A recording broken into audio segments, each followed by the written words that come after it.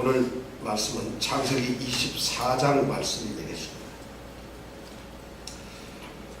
여러분, 창세기 24장이 무슨 말씀인지 혹시 아세요?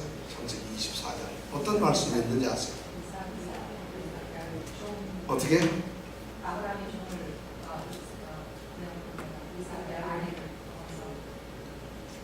좀 여럿이 한번 얘기해보세요. 오늘 24장이 무슨 내용인지 혹시 아세요? 이삭의 아내를 선택하다. 예, 오늘 제목이 뭐라고 되어 있습니까? 이삭의 아내를 선택하다. 이삭의 아내를 선택하라? 하다. 이삭의 아내를, 그러니까 이삭의 아내를 오늘 맞이하는 그런 이야기가 이 24장에 기록되어 있습니다. 이삭의 아내를 누가 맞이하나요? 당연히 이삭이 맞이하겠죠. 그런데 지금 이 이삭의 아내를 맞이하는 이 스토리 이야기가 오늘 24장에 쓰여 있는데 그 말씀 우리가 생각해 보려고 합니다. 이 창세기 24장 이거 참 중요한 말씀이에요. 아브라함이 자신의 약속의 아들이잖아요. 이삭이 외아들이고 약속의 아들이고 외아들인 그 이삭의 아내 리브가를 어떻게 아내로 맞이하고 있는가, 어떻게 아내로 맞이하고 있는가를 기록해 놓은 말씀이 바로 오늘 24장 말씀이에요. 쉽게 얘기해서 이삭이 어떻게 장가가고 있느냐는 것이죠. 리브가가 어떻게 이삭의 아내로 선택을 받을 수 있는가 하는 이야기를 지금 24장에서 기록을 하고 있다는 얘기입니다. 여러분 놀라지 마세요. 창세기에서 가장 긴 장이 바로 24장입니다. 창세기가 전부 몇 장까지 있는지 아세요? 몇 장까지 있는지 아세요? 네? 예, 50장까지 있어요. 이것도 몇 장까지 있다고요? 50장. 50장까지 있는데 그 중에서도 제일 긴 장이 어디냐? 바로 24장입니다. 자, 퀴즈 하나 냅니다. 창세기에서 제일 긴 장은 어딜까요? 24장. 대답을 안 하시는 분이 두 분이 있어요. 24장이 제일 길다는 거예요. 그런데 그 24장, 창세기에서 가장 긴 이 24장의 내용이 말이죠. 우리 같으면 제일 기니까 뭔가 중요할 것 같아요. 그래서 중요하면은 24장에는 하나님이 온 세상 우주를 창조하신 그 천지 창조의 이야기들을 기록할 만도 해요. 가장 긴 장이 사실 천지를 창조하는 것보다 더 중요한 게 어디 있겠어요? 그럼 그걸 제일 길게 써야 되지 않았을까요? 아니면은 그게 아니면 하나님이 에덴 동산을 만들고 거기에서 사람과 함께 살겠다는 그 에덴 동산을 만드는 일을 제일 큰 긴 이야기로서 기록을 하는 것이 맞지 않겠어요? 그런데 그러진 않으셨단 말이에요. 하나님이 그렇게 의인이라고 마음에 기뻐하시던 노아의 이야기를 가장 긴 장으로 만드시지 않았다는 것이. 아니, 하나님께서 믿음의 조상으로 자신이 이 땅의 모든 인간들 중에서 이 사람은 나의 사람이라고 선택한 그 아브라함을 선택하는 이야기를 제일 긴 장으로도 만들지 않았다는 것이. 뿐만 아니라 그 아브라함에게 하나님이 하시고 싶은 그 언약, 약속의 이야기들을 그렇다고 제일 긴 장으로 만들지도 않았다는 것이. 하나님이 제일 긴 장으로 만든 이 24장은 뜻밖에도 이삭이 아내 리브가를 얻는 그 과정을 쭉 추적하면서 기록한 내용이 바로 뭐라고요? 몇 장이라고? 예, 24장. 그러면 여러분 뭔가 놀랄만 하잖아요. 24장이 아니 이삭이 아내를 얻는 게 뭐가 그렇게 신기하고 중요하고 그래서 그랬을까? 아니, 아브라함이 아내 사라를 얻는 것을 제일 길게 썼다고 또 이해가 되는데 그거는 나오지도 않아. 그런데 왜 이삭이라고 하는 사람이 아내를 얻는 이 스토리를 가장 길게 기록을 하고 있을까? 해답이 뭘까요? 나도 잘 몰라요, 사실은. 솔직히 모르겠어요, 해답을. 그런데 우리는 있는 그대로 받아들이면서 이 24장이 도대체 67절까지 있는데 이 24장이 우리에게 무엇을 얘기해 주는가를 우리가 한번 생각해 볼 필요가 있어요. 거기에서 우리가 진리를 찾아낼 수가 있습니다. 이 중요한 내용이 바로 이삭이 아내 이브가를 어떻게 얻는가 그 내용이에요. 그런데 그 내용을 가만히 살펴보면 이것은 어떤 한 개인의 개인적인 이야기를 기록해 놓은 것이 아닙니다. 물론 개인의 이야기가 기록되어 있습니다. 그러나 그 개인의 이야기만을 기록해 둔 것은 아닙니다. 한 가정의 사적인 그런 내용을 기록한 것입니다. 많은 거기에 멈춰 있는 것이 아니라는 것입니다. 이 24장의 이야기는 그런 한 개인의 이야기를 통해서 그런 차원이 훨씬 뛰어넘는 아주 중요한 얘기를 하고 있습니다. 그 얘기는 뭐냐면 이 24장의 말씀을 읽고 듣고 묵상하며 이 말씀을 생각하는 그 사람들에게, 다시 말하면 그 말씀을 듣는 사람은 보나마나 누구 계세요? 믿음의 사람들이에요. 예수 안 믿는 사람들은 이거 읽을 리가 없잖아요. 오늘 안 읽은 사람은, 안 읽고 온 사람은 예수 안 믿는 사람입니까? 이 24장은 예수를 믿는 믿음의 사람들이 읽는 거거든요. 그러면 이 24장을 듣고 읽고 묵상하는 그 믿음의 사람들을 통해서 그들에게 아주 중요한 믿음의 삶의 교훈을 이 24장은 주고 있다는 것입니다. 24장이 바로 그런 내용이에요. 그래서 이 24장 한 장을 중심으로 해서 책을 쓴 것이, 많은 사람들이 책을 썼어요. 이 24장 내용을 가지고. 24장 내용이 그렇게 사람들이 쓸만한 책거리가 있었다는 거죠. 도대체 24장이 무슨 내용이라고요? 24장이 무슨 내용이라고요?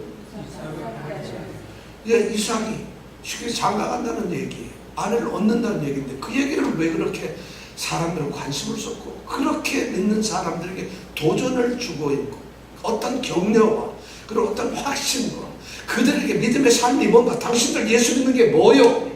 예수 믿는다고 믿음 생활합니다. 나 믿음 생활해요 하는 것이 무엇인가를 우리에게 던져주고 있는 말씀이 바로 이 24장입니다. 24장은요, 내용을 가만히 보면 어떤 단편 소설 같은 이야기입니다. 단편 소설 같은 이야기. 아니면 어떤 목사님들이 설교하면서 어떤 예화를 드리는 그런 예화와 같은 이야기가 바로 24장입니다.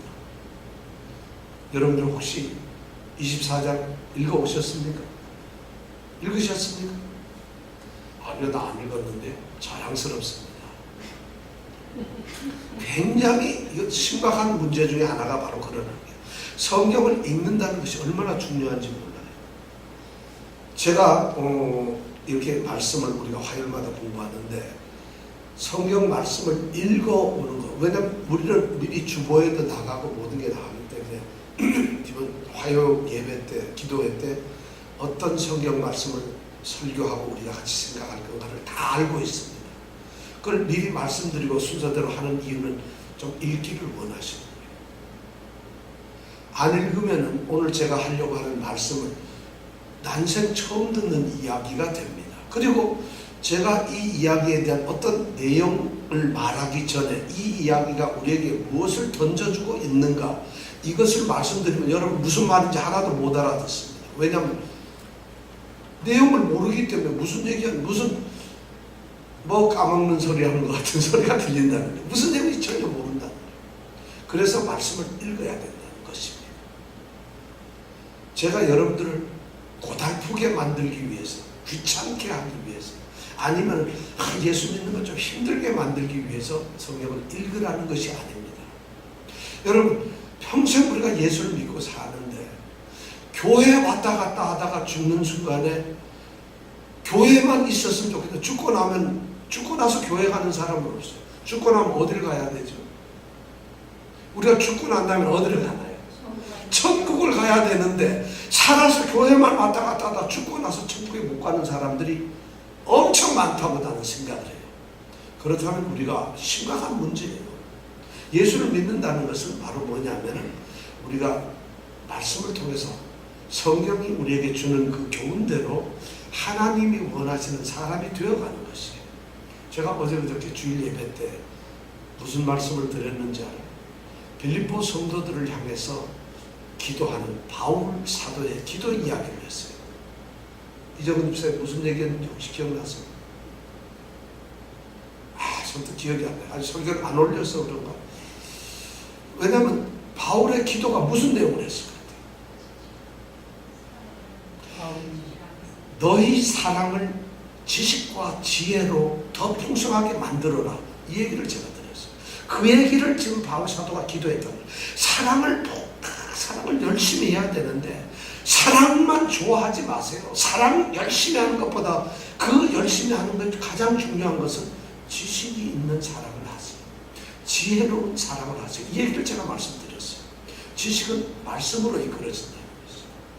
그렇지 않으면 그 사랑이 온전한 사랑이 안 된다는 거예요. 자식을 무지무지하게 사랑하는데 그 사랑이 자식에게 부담이 돼요. 받기 싫은 사랑이 되고 아픈 사랑이 되고 그 사랑이 너무 괴로워요. 왜냐하면 그게 무지한 사랑을 쏟기 때문에 지혜롭지 않기 때문에 사랑을 쏟는 것이에요. 그래서 그 얘기를 제가 드렸죠. 그죠? 이병택 선생님 기억나죠? 모르겠는데요. 그러니까 사랑에는 지혜나 지식이 절대적으로 필요한 지식과 지혜로 풍성하게 만들어라. 사랑을. 근데 지식이 뭐냐? 성경 말씀에서 온다는 것이죠. 믿음도 마찬가지예요. 내가 믿습니다. 근데 여러분 뭐 교회 나오면 무조건 믿음이 무슨 어디 저절로 뭐 이렇게 수돗물만 틀면 쫙 물이 나오듯이 교회만 나오면 뭐 믿음이 쑥쑥 자라는 거, 믿음이 생기는 거, 어린 반푼을수도 없는 얘기입니다. 절대 믿음은 그렇게 생기는 것이 아닙니다. 믿음은 듣고 알면서 나오는 거죠. 그래서 말씀을 알아야 된다는 것이죠. 그렇게 안 하면 도대체 우리 믿음은 자라지 않아요. 교회의 목적이 뭐겠어요? 어제죠.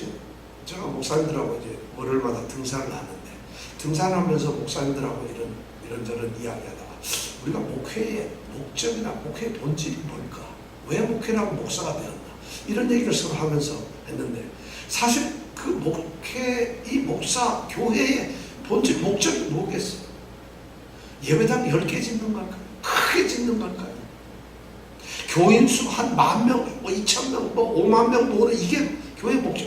헌금 많이 걷어가지고 선교 열심히 하고 이런 것이 교회 목적일까요? 그것이 하나님께서 목사를 세워놓은 목적일까요? 하나님께서 목회를 하도록 한 목적일까요? 그런 이야기를 하면서 속으로는 어떻게 생각하는지 모르지만 겉으로는 그게 아니라고 다 인정을 해요. 그럼 목회의 목적이 뭐겠어요? 제가 목사하는 목적이 뭐겠어요? 제가 목회를 하고 여러분들 앞에 설교를 하는 목적이 뭐겠어요? 제가 여러분들 앞에 설교해서 우리가 예수님의 교회가 세워진 목적이 뭐겠어요? 그거는 예수님이 원하시는 구원받는 성도를 만드는 것이에요. 구원받는 사람을 만드는 것이에요. 구원받는 사람들을 모으고 그 사람들이 성장해서 하나님이 기뻐하시는 사람으로 빚어가는 것이에요. 그것이 목적이에요. 왜냐하면 그래야만 되는 것입니다. 제가 이종건 집사님을 만나는 건 교회 나와서 뭐 청소 봉사라는 게 아니에요. 교회 직분 주고 장로 만들고 목사 만드는 게 교회 목적이 아니에요. 그러면 하나님의 나라가 넓어지는 게 아니라는 것이죠. 정말 하나님이 기뻐하시는 구원받는 백성을 만들어가는 것이죠. 그러면 그런 방법이 뭐냐면 복음을 전하는 것이 될 것이고 그 복음을 전하는 방법은 두 가지가 있어요. 뭐냐면 하나님의 말씀을 듣고서 구원을 받는 것, 은혜를 받는 것이 너무 소중하다고 깨달아서 이렇게 기쁜 소식을 혼자 알기가 답답하니까 다른 사람들에게 전하는 거죠. 전도라는 게 바로 그거예요. 전도는 뭐냐면 성경 공부 열심히 해서 뭘 좀 안다고 해서 그거 자랑하고 얘기하고 다니면서 야 교회 다니면서 구원은 이런 거야. 그것이 전도가 아닙니다. 전도라고 하는 뭐냐면 복음을 전한다는 얘기는 그 내가 받은 복음, 내가 깨달은 복음, 내가 알고 있는 복음, 내가 공부하고 성령께서 내 마음을 감동을 주셔서 내가 내 온몸으로 깨달았던 그 복음에 대한 기쁨, 감격, 그 복된 소식, 그 말씀이 너무 소중하고 너무 귀하고 이걸 혼자만 가질 수 있고 없고 죽어가는 또는 그것을 모르는 사람들에게 알려주고 싶은데 그 알려주는 것이 바로 뭐냐? 전도예요. 그것이 복음을 전하는 것이다. 그럼 저는 전도하거나 선교하고 복음 전하는 분들이 그렇게 하고 있는지 막 그냥 감격이 돼서 하는 건지 아니면 야 복음 전하는 일을 한번 할까 선교해볼까 하고 하는 건지 참 심각한 문제죠. 우선은 그런 감격스러운 자기의 말씀에 대한 감동, 깨달음 그러려면 기본적으로 성경을 알아야 돼요. 저는요 그런 거 그냥 열심히 믿어요. 그건 믿음이 아닙니다. 믿음이란 지식이 없거나 지혜는 지식이 없고 아는 깨달음이 말씀을 깨닫지 못한 그건 믿음이 아니라는 그거는 종교의 삶을 살아가는 행위라는 것이죠. 그 다음에 이 복음을 전하는 두 번째 방법은 아까처럼 감동이 되어서 말씀이 너무 귀중하기 때문에 그런 내가 너무 귀한 보물을 가지고 있어. 너무 오늘 막 굉장히 오늘 장사를 했는데 말이죠. 갑자기 어떤 손님이 왔는데 저 파마 좀 해주세요 하는데 2,000불 드릴게요. 그래. 아, 무슨 파마인데? 아 그냥 한 조금 제가 좀 2,000불 탁내요. 깜짝 놀라죠. 그러면 그게 집에 와서 신랑한테 얘기해요. 받고 나면 2,000불 막 주는 거예요. 복음이란 바로 그런 거라는 거예요. 나를 구원하신 하나님의 그 기쁜 소식을 내가 듣고 나면 그만 감동이 돼서 얘기를 못합니다. 오늘 우연찮게 계약을 하러 갔는데 이거 계약하려는데 이거 40만 불짜리인데 말이죠. 이거 좀 해주세요.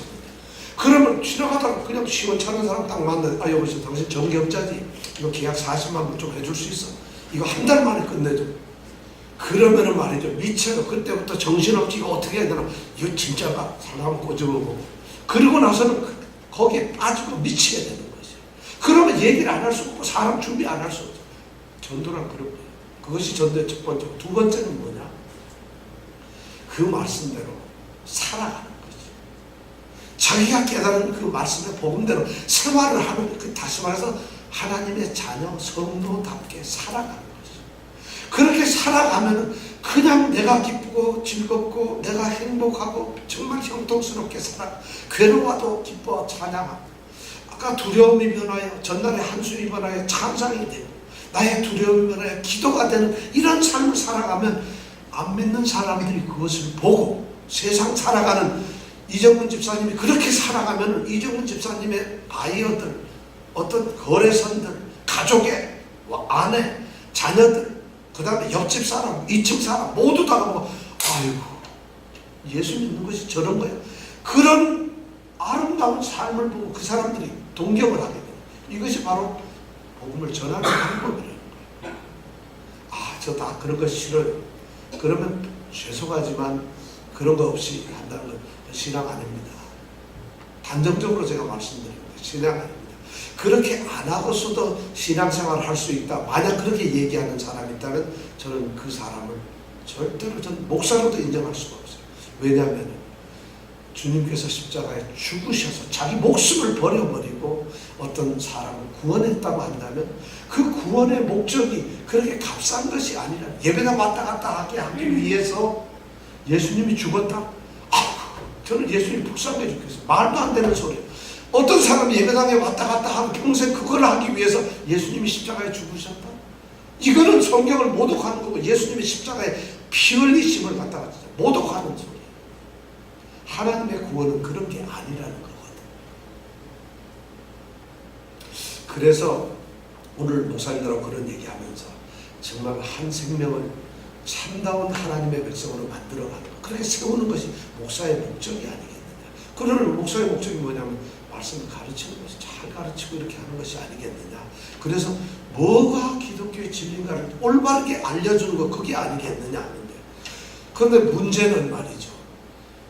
아무리 목사가 그렇게 얘기를 해도 목사들 중에서조차도 말이죠. 그런 인식이 없어요. 목사님들이 그런 인식이 없어요. 나의 사명은 내게 맡긴 것은 정말 하나님의 말씀을 올바로 가르쳐서 하나님께서 택하신 자녀들을 잘 세우는 것이 나의 목적이다. 그래서 하나님이 기뻐하시도록 하고 영광을 받게 하는 것이다. 이런 말만 하든지 그런 의식이나 인식이 없어요. 그리고 금방 돌아가면 교회 어떻게 하면 좀 부흥될까? 건물을 좀 사야 돼. 이런 생각만 하고 있다는 것이 심각한 문제. 그게 왜 그럴까요? 의식이 없어서. 그런 깨달음이 없어서. 목사가 만약 그렇다면은 우리 성도들은 어떻겠어요? 그냥 신앙생활 대충 하면서 살겠습니다 하는 사람은 의식 없는 목사가 똑같은 존재라는 것이죠. 자기의 믿음에 대해서 아무 생각이나 어떤 강한 마음의 충격도 없이 그렇게 그냥 나는 교회 다닌다. 그거는 교회 다니는 아무 의미가 없는 거예요. 여러분 생각해보세요. 오늘 화요 예배 드리기 위해서 8시 반이다. 그럼 그 시간을 지키기 위해서 얼마나 여러분 스케줄을 조정을 합니까? 그렇잖아요. 그걸 기억해야 되고 8시 반에 오기 위해서 준비를 해야 되죠. 안 오면 오늘 화요일은 예배하는 시간, 예배 가야 하는 시간, 이런 걸 의식을 하잖아요. 바로 믿음은 그런 의식 속에서 자라난다. 마찬가지로 말씀도 교회 와가지고 난 몰라요. 아무 생각도 없이 이렇게 지내는 사람은 저는 뭐 배운 것도 없고 말씀 생각하면 골이 아파요. 말씀은 박사들에게만 주는 말씀이 아닙니다. 변호사들, 의사들, 잘난 사람들에게 주는 것이 말씀이 아니라 말씀은 택하신 하나님의 사람들에게 주는 것입니다. 그러니까 나는 모르겠어요 하는 사람은 나는 하나님 안 택했어요. 절대 그런 게 아니에요. 그럼 하나님이 택했는지 안 택했는지 어떻게 하냐? 의식 있는 사람. 신앙생활하는데 의식을 가져야 돼요. 여러분 20년 만에 만약 한국을 나간다고 하고 날짜를 비행기를 예를 들어서 8월 15일 날 나가는 걸로 샀다고 해보세요. 그럼 한국에 나가서 뭐 할까? 틈만 나면 생각해요. 야, 친구를 만나고 며칠 날 무슨 일을 하고 며칠 별 생각, 왜냐면 준비를 한다고. 의식, 그게 뭐냐면 관심이고 의식. 그런 게 없다면 거짓말이에요. 하다못해 100만 불짜리 계약을 하면 그것 때문에 거기에 신경을 쓰고 자재를 어떻게 빨리 구해놓을까, 뭘 어떻게, 사람을 어떻게 동원할까, 별 생각을 다 하면서 그렇게 한다는 거죠. 그럼 신앙생활하고 천국에 가야 하고 그런 택함을 받았다면 우리는 여러분 어떤 일을 해야 돼요? 그런 믿음에 대한 우리의 준비나 의식이 있어야 되지 않겠습니까? 그런데도 여러분 몰라, 예배 나가고 나는 피곤해. 아마 여러분들이 그렇게 절대 말을 못할 거예요. 이게 뭐냐면 내가 무지해서, 나는 그런데 관심이 없어서 내가 의식이 없는 거죠. 믿음은 그런 의식이 있어요. 그걸 성경은 깨달음이라고. 하나님께서, 성령께서 내 마음을 열어주시는 깨달음이에요. 그러니까 교회 시간, 예배 시간이 기다려지고, 그러니까 말씀을 하게 되면 그 말씀이 무엇인가를 보게 되고 읽게 된다는 것이에요. 그래서 오늘 말씀을 여러분들이 읽어오신 줄 믿습니다. 읽어오셨죠? 주보 안 읽어보셨어요? 그럼 제가 너무 말씀을 전하기가 힘들어요. 힘들다는 얘기는 하나하나를 전부 다 여러분들과 같이 말씀을 나눠야 되거든요. 근데 그렇게 예를 들어 여러분이 읽어오시면은 좀 더 깊은 이야기를 할 수가 있어요. 근데 전혀 내용을 모르는 사람한테 제가 뭐라 그러면은 여러분들 뭐밖에 없겠어요. 제가 여러분들이 미처 알지 못한 이런 얘기, 엉뚱한 얘기를 많이 한다면 여러분들은 지금 어떤 태도가 되겠어요? 답답하면 자기는 눈이 감기게 되고, 눈이 감기면 자기는 고개가 떨리게 되고, 뭐 이러면서 이 말씀에 전혀 의식을 안 갖게 된다. 그래서 다음 주부터 여러분 꼭 성경 읽기 바랍니다.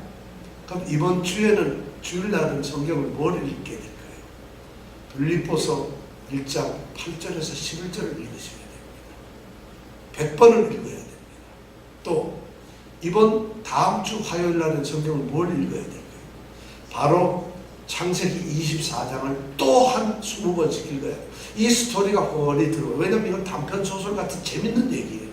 안 읽어서 그렇지 읽어만 보면 재밌는 스토리가 있다는 거예요. 그걸 읽어서 이 얘기가 훤히 여러분들에게 기억나기를 바랍니다. 왜냐하면 오늘은 1번이잖아요. 1번, 다음 주가 뭐겠어요? 2번이니까 똑같은 말씀을 한다는 거예요. 이렇게 얘기를 했는데 다음 주에 제가 못 읽었어요. 그렇지 않아요. 시간이 없습니까? 몸이 피곤합니까? 천만에요. 여러분 밥 먹다가 3분 동안이면 5절을 읽어요. 차 타고 잠깐 저기 가서 잠깐 기다리는 동안이면 2분이면 여러분 5절을 읽을 수 있어요. 손님 만나기 전에 잠깐 기다리는 시간에 딴 생각하지 말고 전화기만 펴면 성경 10절을 읽을 수 있어요. 시간 없다 거짓말이에요. 왜 그러냐? 피곤하다 그러냐. 이게 무슨 말이냐면 의식의 문제예요. 제가 알고 있는 어떤 할머니, 좀 나이가 연세한 듯한 할머니, 도저히 못 듣겠다. 성경을 여러분 전화기에서 보면 말이죠. 오디오로 읽어주는 성경이 있어요. 그 성경 읽으면 말이죠. 창세기 24장 딱 눌러놓으면 100번도 돌아가요. 계속. 성경 못 읽겠어요? 의식이 없는 거예요. 의식. 조원장 집사님이 성경 난 운전해서 들을 수 없어요. 음악 듣는데 제 성경 틀어놓으면 계속 들을 수 있어요. 기다리는 시간하면 성경 박사 돼요. 박사. 이정근 집사님이 성경 박사 된다니까요. 우리가 그런데도 핑계를 대요. 왜냐하면 그렇게 핑계를 대는 이유가 의식이 없기 때문에. 의식을 갖지 않기 때문에. 믿음에 대해서 하찮게 생각하고 믿음에 대해서 좀 더 열심과 관심과 적극성이 없는데 믿음 생활이라는 건 교회에서만 하는 거고 교회 밖을 나서면 믿음을 끝하고 자기 멋대로 살기 때문에 그렇지 않다는 거 여러분 아시죠? 그래서 말씀을 좀 읽었으면 좋겠다. 자, 24장 이 말씀은 아까 말씀드린 대로 아브라함의 약속의 아들인 이삭이라고 하는 사람의 아내를 찾는 건데 그 리브가를 찾아서 만나게 하고 그를 데려오는 그리고 결혼하게 하는 그 전 과정의 이야기가 바로 24장의 이야기입니다. 그런데 이 24장을 가만히 읽어보면 굉장히 중요한 특징이 있어요. 아주 특별한 게 있어요. 이걸 안 읽었으니까 제가 이 말씀을 하면 여러분들은 이게 무슨 말인지 또 이해를 못하죠. 그래서 제가 답답하다는 말씀이에요. 이것을 충분히 읽었으면 제 말씀을 금방 여러분들이 이해할 수 있어요. 첫 번째 뜻이 뭐냐면 이삭의 아내를 구하는 일이라고 한다면 여러분 누가 제일 중요한 사람이겠어요? 이삭의 아내인 리브가를 구하러 간다면 찾으러 간다면 가장 중요한 건 리브가일 거고 그보다도 또 중요한 사람 그 일을 맡은 사람 그러면 누가 보기에는 아들 이삭을 둔 아브라함이 중요할 거예요. 그죠? 아버지는 며느리를 얻어야 되니까. 그럼 당사자인 이삭은 어때요? 자기 마누라 얻는데 셋을 얻는데 이거보다 중요한 사람이 있어요. 그런데 창세기 24장에는 며느리를 얻으려고 하는 아브라함은 24장 처음 시작할 때 며느리를 얻어야지 하고는 끝이에요. 출연을 하질 않아요. 더 이상 나오질 않아요. 그리고 정작 이삭이라는 사람, 그 사람의 아내를 얻는 이야기에서 당사자인 이삭은 24장 끝날 때까지 안 나오다가 끝에 가서 장가가고 기뻐했다. 이걸로 그냥 끝이에요. 그러면 24장의 얘기는 참 이상해요. 가장 중요한 핵심적인 이야기, 그 사람들이 중심에 있지 않다. 주인공이 아니라는 것이. 그럼 24장에 그렇기 때문에 이 24장은 뭔가 우리에게 어떻게 그럴까? 아브라함이나 이삭이 주인공이 아니다. 그럼 24장에 도대체 이 이야기의 주인공은 누구일까? 봤더니 누구냐? 아브라함의 종이에요. 종이 주인이에요. 아브라함이 종에게 야, 너 이삭의 아내를 좀 찾아와라. 그래서 그 종이 예스 하고 그때서부터 이 종이 그 사명 임무를 받고서 그 아내를 구하기 위해서 가는 일을 하는 거예요. 종이 가장 주인공이에요. 그래서 그 일을 하기 위해서 여러 가지 일을 하고 있어요. 그것이 이 종이에요. 근데 놀라우게도 말이죠.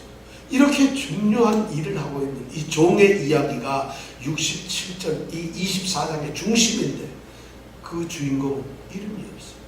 이름도 없고 성도 없어요. 야, 어떻게 이런 일이 있을 수가 있어요. 그런데 이 성경 24장이 가장 길고 중요하다는 거죠. 이름도 없고 성도 없는 그냥 아브라함의 종이에요. 단지 좋게 쓰는 것만 아브라함의 모든 집안 재산을 관리하는 늙은 종이에요. 그것이 그 종에 대한 설명이 전부 다라는 것이죠. 그러면 우리가 딱 생각할 때 이 종에 대한 얘기인가? 그럼 종이 도대체 어떻게 했다는 가 뭔가 굉장히 궁금하다. 이 성경이 하나님의 말씀인데 종의 얘기가 종이 주인공이 되고 있다. 더 놀라운 얘기는 24장에서 그러면 하나님은 도대체 어떻게 될까? 놀랍지 마세요. 하나님이 나타나지 않아요. 하나님이 등장하지 않는다는 것이에요. 하나님은 자신의 모습을 24장에서 나타내지 않아요. 아브라함을 만나시고 아브라함에게 말씀하시던 하나님인데 24장에는 하나님이 자신의 모습을 드러내지도 않고 자신이 입을 열어서 종이나 아브라함에게 말하지 않아요. 아브라함은 그들에게 명령도 하지 않아요. 그렇다고 해서 이 하나님은 어떤 기적을 일으켜내거나 무슨 특별한 일을 아무것도 하시지 않는다. 하나님은 숨어 계세요. 하나님은 자신의 모습을 드러내지 않아요. 이 24장의 중요한 이 사건 속에서 하나님은 자신의 모습을 드러내지 않고 있다. 그런데 24장은 그 하나님의 이야기를 하고 있다는 것이죠. 그렇다면 그것이 뭘까? 오늘 우리 성도들 가만히 생각해보세요. 이름도 없이 성도 빛도 없이 살아가는 믿음의 사람들이 자신의 삶의 가운데서 하나님이 어떻게 역사하고 있는가, 이 얘기를 기록해 놓은 것이 24장의 이야기일 수 있다는 것이죠. 이해가 갔어요 이제? 아 모르겠는데 나 24장 안 읽어서 뭔지 모르겠는데 이러신 분들은 이제 24장을 읽을 기회를 드리겠습니다. 그러니까 마치 성경에 보면은 그런 이야기가 있어요. 룻기 아시죠? 우리 룻기 배웠죠? 이병택 집사님 우리 룻기 배웠나요? 룻 혹시 아세요? 셀라 하마는 것은 알겠는데 룻기, 룻은 우리가 배웠잖아요. 룻은 모압 여인인데 놀라웠게도 이방 여인인데 이스라엘의 보아스라는 사람하고 결혼하거든. 그의 증손자가 다윗 왕이 된다는 이런 스토리 얘기를 우리가 들었어요. 룻기는 우리가 공부 아주 굉장히 열심히 했던 것 같은데 그 룻기의 얘기가 그 스토리를 가만히 보면 하나님의 모습이 드러나질 않아요. 그렇다고 해서 하나님께서 어떤 기적을 일으키지도 않아요. 그렇다고 해서 하나님께서 룻에게 또는 보아스에게 나오미에게 아무 말도 하지 않아요. 그러나 룻기는 숨어있는 하나님의 위대한 역사가 일어나고 있는 이야기라는 거죠. 성경에 이런 귀중한 얘기가 바로 이 24장의 이야기라는 그럼 이 24장의 핵심적인 주제가 뭘까요? 주제는 이거예요. 이삭의 아내 리브가를 찾아가는 그 과정, 그걸 쭉 추적해서 만나는 그 과정 속에서 정말 신실하고 믿음 있는 사람이 그들의 인생의 삶 가운데서 나타나고 언약을 이루시는 그 하나님의 섭리, 이거에 대한 이야기가 이 핵심이에요. 이 24장은 믿음의 삶을 살아가는 그냥 우리 성도들, 평범한 사람들이 그 삶 가운데서 하나님은 어떤 일을 하고 있는 건가, 그것을 우리에게 하나님은 나타나지 않지만 믿음의 사람은 그것을 느끼면서 자기의 신앙을 고백하고 믿음의 삶을 살아간다는 이런 이야기를 기록하는 것이 바로 24장이라는 얘기예요. 여기에 24장의 가장 중요한 얘기가 뭐냐면 신실함. 24장의 핵심적인 내용이 뭐라고요? 신실함. 신실하다는 건 믿음직스럽다. 너무 믿음직스럽다. 그것이 이 24장의 핵심적인 얘기. 24장에서 아브라함이라고 하는 사람은 누구냐면 하나님 약속, 하나님이 자기에게 하신 축복의 약속, 언약의 약속에 대해서 그 약속을 반드시 이루어야 하겠다고 하는 그 충성이 있어요. 그런 신실함이 있어요. 이 24장에 나타납니다.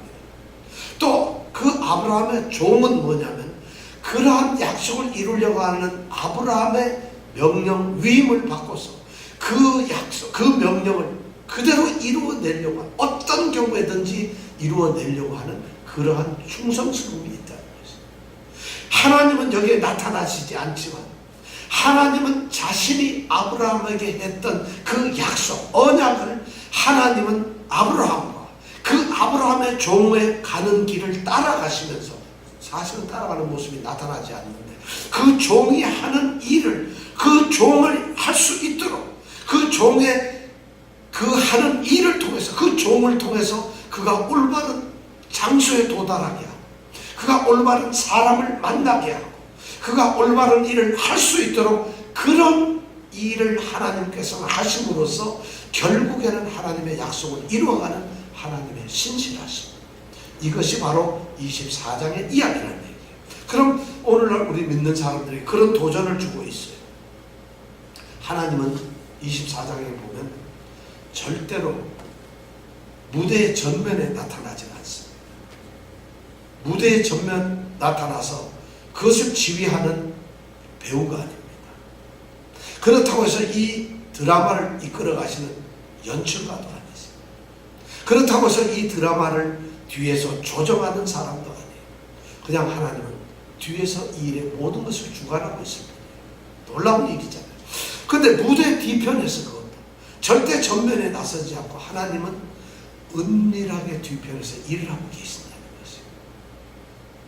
바로 마치 우리의 삶 가운데서 우리는 하나님이 일하는 걸 볼 수가 없어요. 하나님 보신 분 있어요? 하나님 만난 분 있어요? 여러분, 하나님께서 여러분에게 말씀하는 걸 들은 적 있어요? 하나님이 직접? 하나님 우리 삶에 나타나지 않아요. 그 모습을 나타내고 드러내고 말씀하고 기적을 이루어가지 않아요. 그런데도 믿는 사람들이 살아가는 삶이 하나님의 섭리 속에서 이루어지고 있다는 것, 그것을 믿는 사람이 느끼고 있다는 것. 바로 24장은 그런 얘기를 하고 있다는 얘기. 바로 그런 것이 믿음의 삶이고 그것이 믿음의 도전이라는 거예요. 그럼 우리가 얼마나 행복해요. 저 하나님 기도도 잘 안 하고 성경도 안 읽고 하나님 있는지 없는지도 모르고 하나님이 나한테 뭐 얘기도 안 하는데, 그런데 하나님이 은밀하게 내가 하나님의 자녀이고 택한 사람이고 하나님이 특별히 나를 사랑하시는 사람이기 때문에 내가 그걸 알고 나는 믿음을 가진 믿음의 사람입니다 고백을 하고 그렇게 살려고 하기 때문에 내 삶의 순간순간에서 하나님이 일을 하신다는 것, 그것을 깨닫는 그것이 바로 24장의 이야기라는 것이에요. 그럼 여러분 24장 읽고 싶지 않아요? 도대체 무슨 얘기가 있는데? 사실 그렇습니다. 24장에 보면은 믿음의 사람이, 이 아브라함의 종이 이제 이삭의 아내를 찾기 위해서 아주 먼 여행을 떠납니다. 아주 장거리 여행을 떠납니다. 한 번도 가보지 못했던 땅으로 갑니다. 한 번도 만나보지도 못했던 사람을 만나러 갑니다. 그런데 그것을 가는 방향과 목적만 알 뿐이지 그 가운데 무슨 일이 있을지 몰라요. 그러니까 이 스토리 이야기 중에서 보면은 끊임없이 위험이 도사리고 있어요.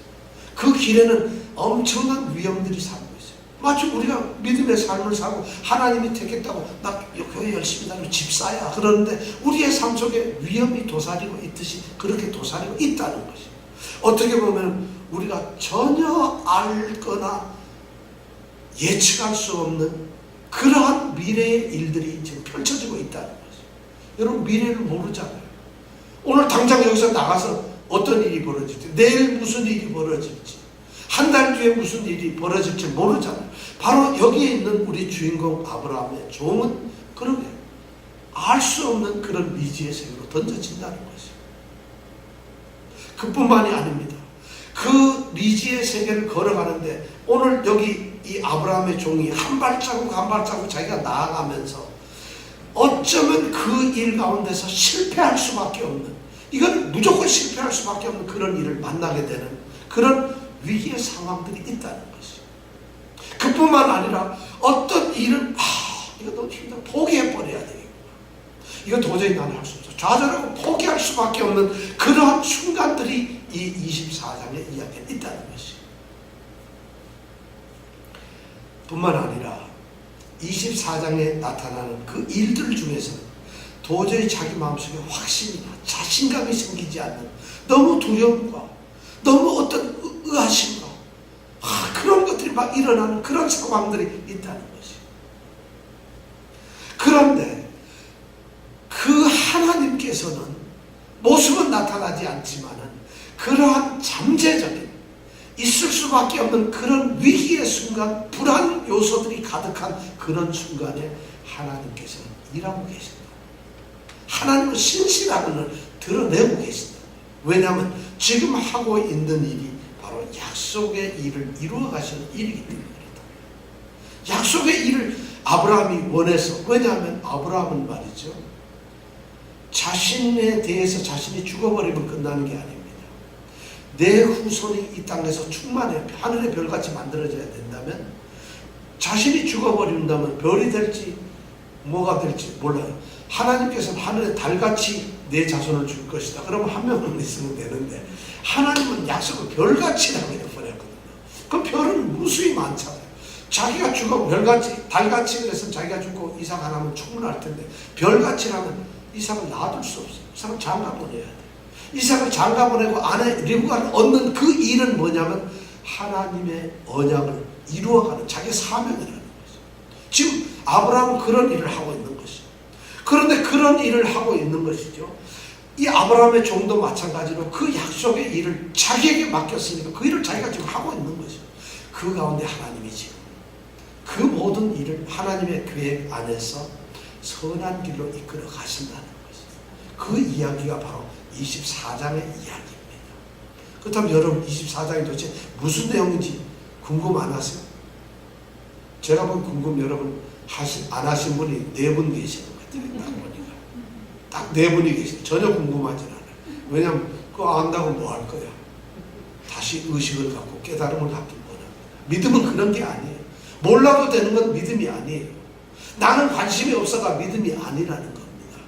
알아야 돼. 그 아는 만큼 우리의 믿음은 풍성해져. 아는 것만큼 우리의 믿음이 자라고 성장한다 그랬잖아요. 모르는 밑바닥에 있는 거예요. 넓은 바다를 알 수 있는 사람은 물가 모래 백사장에서 물 찰랑거리는 거 밟고 있는 사람은 그 넓은 바다를 몰라요.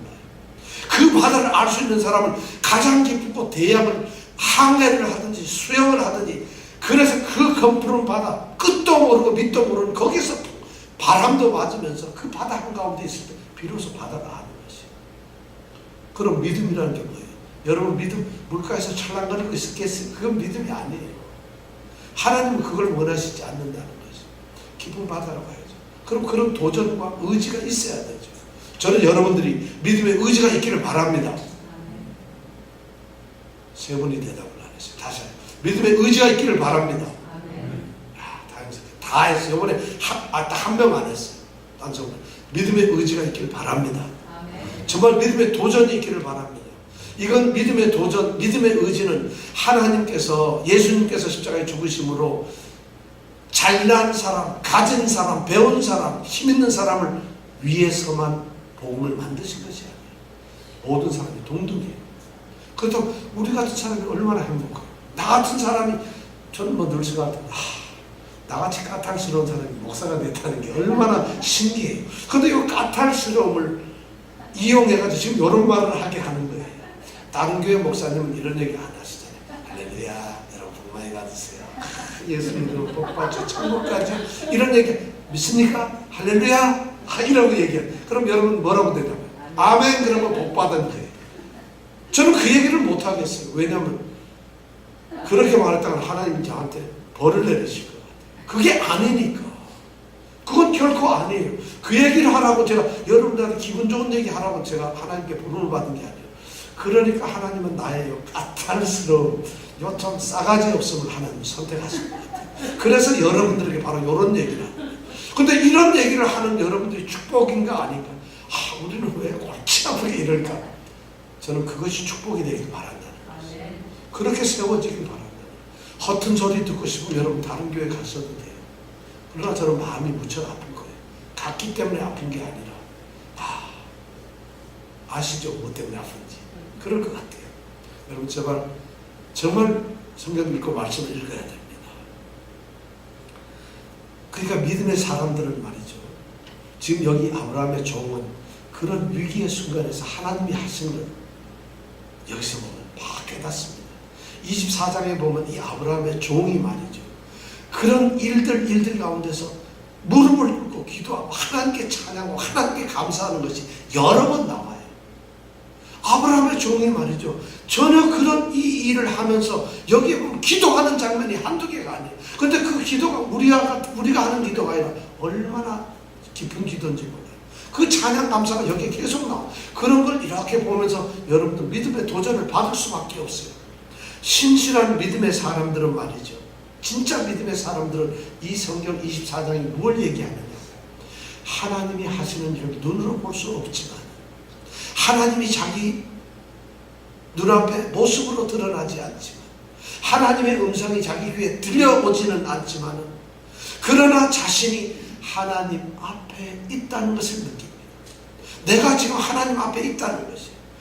뭔 소리요? 내가 지금 교회 안에 있는데 하나님이 어디 있다고? 보이지 않는 하나님이 바로 나를 선택하시고 내가 하나님의 자녀가 되고 성도가 된 것이에요. 근데 그 하나님 앞에 내가 있다는 것을 의식하는 것. 24장은 바로 그런 사람이 바로 아브라함의 종이라는 거예요. 아브라함의 종은 지금 여기 헤브론에서 아브라함이 그 이삭의 아내를 구하기 위해서 가는 땅 거리가 얼마인가 하면 800km 이상 떨어져 있어요. 요즘 800km면 500마일 떨어져 있어요. 500마일이면 워싱턴보다 좀 더 가야죠. 그죠? 한참 더 가야죠. 그러면 그 거리가 엄청난 거예요.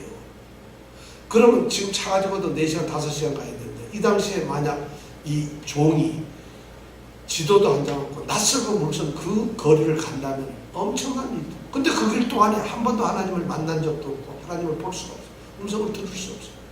그런데도 불구하고 그런 자기가 당하고 만나고 만나는 사람, 만나는 일, 시간 이런 모든 환경을 통해서 그 환경을 통해서 자기에게 일을 하시는 하나님의 섭리를 본다는 것이, 하나님이 뭔가 하시는 것을 느낀다는 것이, 하나님이 이루어내신다는 것을 자기가 깨닫게 된다는 것이, 이것이 믿음 아니겠어요? 그러면서 하나님께 감사하고 기도하면서 그 하나님께 자신의 믿음을 고백한다는 것이, 이것이 바로 24장의 얘기예요. 여러분 이쯤 되면 이제 점점 그런 게 있어? 그렇다면 나도 한번 24장 읽어보고 정말 한번 그거 찾아야 되겠는데, 여러분 아마 제가 보기엔 24장을 읽으면은 제가 생각하기에는 좀 죄송합니다. 절대 못 찾아낼 거예요. 절대 그거 느끼지도 못해요. 잠만 올지도 몰라요. 어쩌면 재미없고 기억도 안 날지도 몰라요. 그때 여러분 기도하세요. 여기 있는 아브라함의 종이 하나님의 그 보이지 않는 섭리를 보면서 감사의 기도를 드렸다면 우리는 알 수 없는 이 성경 말씀을 읽으면서 깨닫지도 못하고 골치 아프고 잠만 오고 뭔 얘기인지 뭐예요 하는 그러한 우리의 삶, 우리의 신실한 믿음 가운데서 하나님이 성령으로 우리 마음을 열어주시고 우리의 눈도 열어주셔서 깨닫게 할 수 있도록 하나님 성령님께서 역사하여 주시옵소서. 기도하시겠습니다.